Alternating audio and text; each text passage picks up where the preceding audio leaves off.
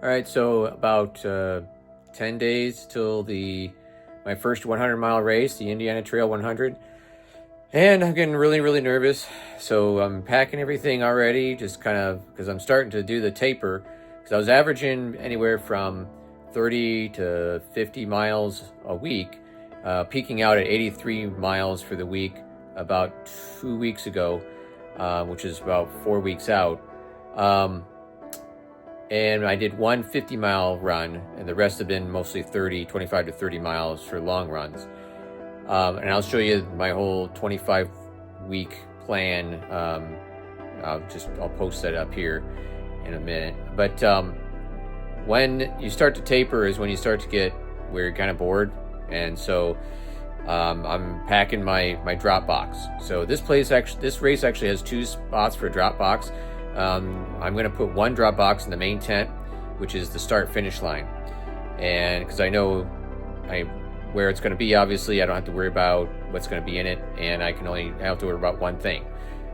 So I'm going to show you what exactly it is that I am packing for the race, and what I'm going to wear in the race, and just a lot of this is double stuff, so I'll show you all the way down to what I'm doing for nutrition. All right, so this is my drop box, and it's basically just a waterproof box, plastic box with a lid. And that's what I'm going to use for my drop box. And in this race, you just put your name on the top, and you can put your bib number on it or whatever.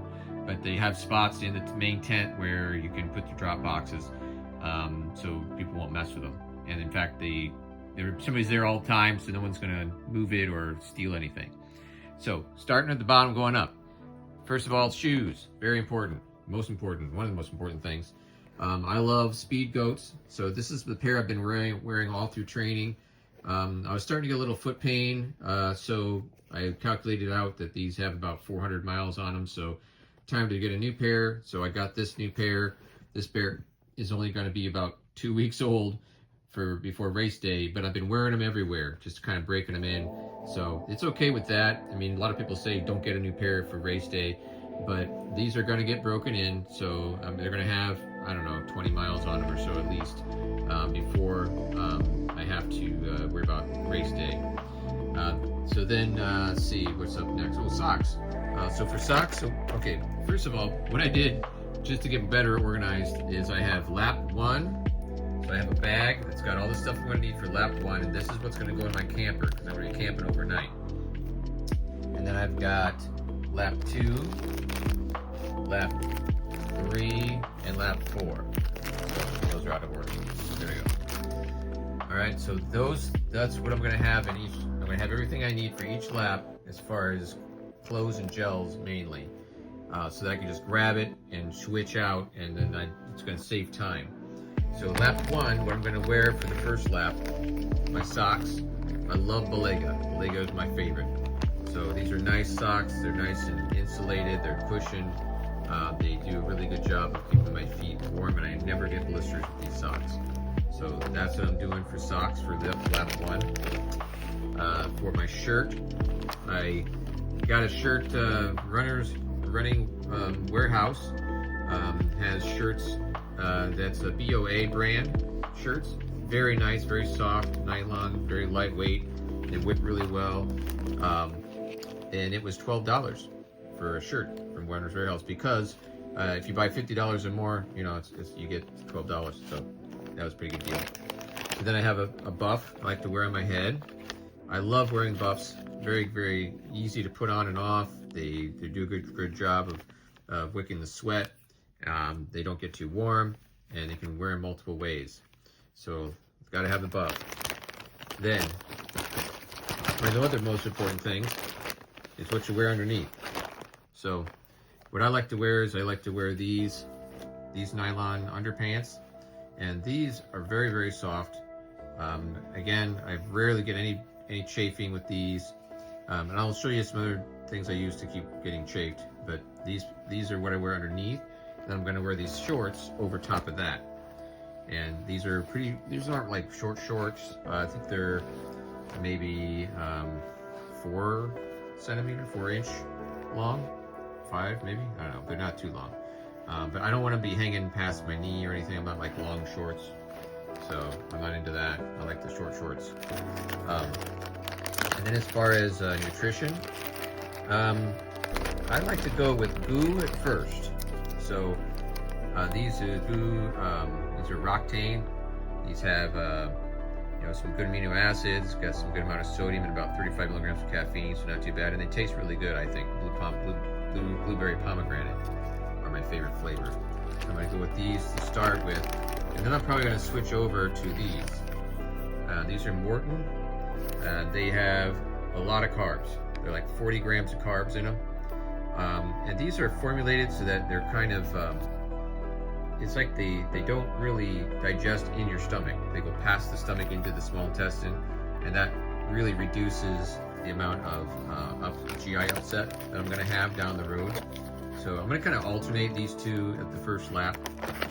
And then as far as medicine, so I'm gonna pre-medicate a little bit with some ibuprofen, probably 2 ibuprofen, and maybe once a lap or so. Now this bag is gonna stay with me. I'm not gonna, gonna have a new bag for each lap. This is my medicine bag for the whole thing.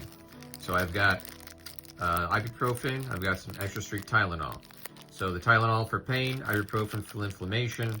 If I start getting muscle pain, then that's inflammation, so ibuprofen would probably work better. If I start getting joint pain, the Tylenol might work better. So, and then I do have some Ondansetron, Zofran, if I get really nauseated. So those are gonna be my go-tos. I'm also gonna have some Pepsid, which, that's if I'm starting to get a lot of heartburn or anything, that's Pepsid. And then if I'm having any type of, other GI, heartburn, easy stuff, I got some Tums here I can use too. All right, so that's lap 1. Lap 2 is gonna have a buff and a shirt. Again, same kind of thing. But I'm not gonna need shorts because I'm gonna have my bib on my shorts, so I can't really switch out the shorts. But I'm gonna switch over to a hat because it's probably gonna get a little warmer and I won't need the buff as much. And then I got my gels in here for the next lap. And I'm gonna pack, some Roctane as well. Probably won't need quite as much caffeine. I may have a Morton or 2 in here, I don't know. I may just have them just in case I feel like using them. But I'm gonna try to use a lot of solid foods the first and second lap, just so that I can get the carbs in better.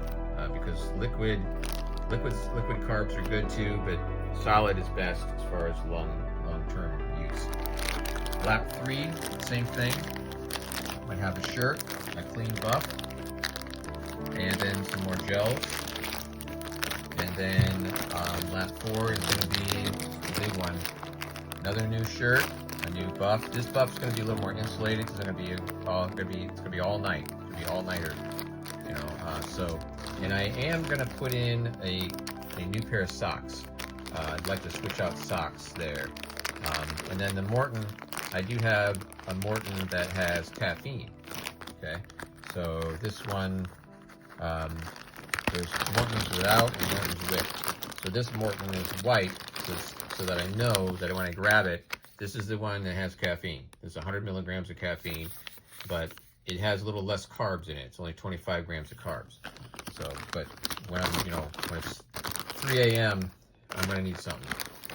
All right, so then going up, also almost forgot, one of the other most important things, especially in the beginning and the end, is their headlamp. So this is a Phoenix, and this one's cool because it has a battery that you just unscrew this, and it's one battery, and it's a 3400 milliamp battery, and it just this is a charger, so I'm going to have a couple extra batteries, and I can switch this out. I'm going to use this for the first lap because the first lap is going to have about 2 hours of darkness, but probably the third and fourth lap is going to be all dark, mostly, depending on how I finish the second lap. Second lap is going to be all during the day, so I don't have to worry about the headlamp. So I'll probably just drop the headlamp in my dropbox, between the first and second lap. And then when I roll in for the third lap, that's when I'm going to grab this and and making sure I have an extra battery. This is like a backup headlamp if I have any problems with this one, that I've got one I can use, or if someone else has a problem, I can loan them one. You know, that's always nice. Just think about this community is we're always willing to help each other. You know, if someone has a bad headlamp, you say, hey, I got an extra one. Happens all the time. All right, so then what I like to use to carry everything is this vest. I have a Solomon vest. And honestly, I forgot the brand, the model of this, but it wore off. In fact, this one's already showing some wear. I've only had this like I had this, it did run the 75 mile last year in this, but it's starting to have some wear and tear. But I'm not about to drop, you know, $150 or more on a new vest right now. So, but I love this one. It's got all kinds of zipper pockets, 2 zip pockets, and all kinds of pockets on the sides. And then it has 2 flask pockets. I'm going to use 1 flask, and they look like this. Okay, these are 500 milliliter flasks, and it has a nice top. It's a nice tip that you just bite with your teeth and then suck, and then so there's no popping it forward or anything like that, like it is on some other ones. I'll have just 1 because there's an aid station every 5 miles, so I only go through one of these probably every 5 miles. So I will only need 1. So, but I'll take it out, you know, when I get to the aid station and get it filled up, and then just go. The other pocket I'll probably just have, I don't know if I'll have my med bag in there maybe. I might put my phone in there. I'm not sure what I'm going to put in there yet. I haven't quite decided. Maybe I'll just figure it out on the go. But the 1 flask is all I need for this. And I'll probably bring an extra flask and put it in my dropbox in case something goes wrong with this one. Once in a while, these things get broken or fall off or something. I've never had it happen, but I've heard stories. So just to be sure, I want to make sure that it's all good. All right, now as far as my skin chafing, I love squirrel nut butter. So this is a roll-on, and then I also have this, which you have to put on manually. Basically, you just scoop it out and put it where you need to. And then BioFreeze. This is generic BioFreeze. This is basically Meyer brand BioFreeze, and that would be if I'm starting to get some muscle pain. You can rub that on. And then Camel Septime is for really bad chafing, and that might be more for after we're all done. I am going to pack a couple. These are just basically not knee pads, but they're braces. They're like knee braces, but they also provide a little bit of compression. So if I am having any knee pain, I can always throw those on, or if I'm just getting cold, they are kind of warm. So now there is some chance of rain for this race, off and on during the day and night. So I'm bringing my raincoat. This is a outdoor research raincoat, so very, very lightweight, extremely lightweight. I could easily put it in the back of my vest. There's a pocket back here. I can just shove it in there and maybe let it dangle out a little bit, so that I don't have to waste time taking it on and off. I'll probably, I put in actually a question on the ultra running Facebook site asking, do people wear their raincoats underneath or on top of the race vest? And most people are saying on top, because then it's easy to take on and off if you don't need it, if it gets too warm. Now in between laps, I might actually use this. This is my vibration gun, and it's really good at massaging my muscles out. And I might do it between every lap, not sure.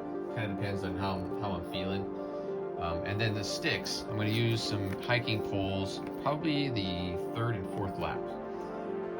This race will have a total elevation of 7,500 feet, so not a whole lot, but it catches up with you when your legs are really tired, and why not have poles if you can use them.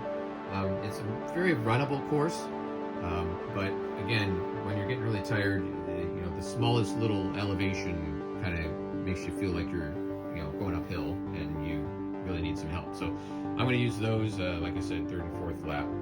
And I might use my GoPro just to document if Jody's not able to be there, my wife.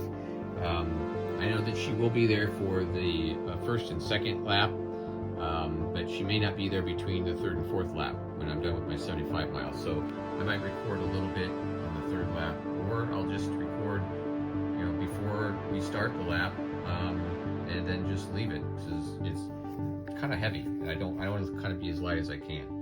All right, so oh, the socks. These socks here are different. For the last lap, I got these socks. These ones are toe socks, and I'm not sure exactly how to pronounce it. Injinji, or whatever. These are individual toe socks, and these really reduce chafing of your toes.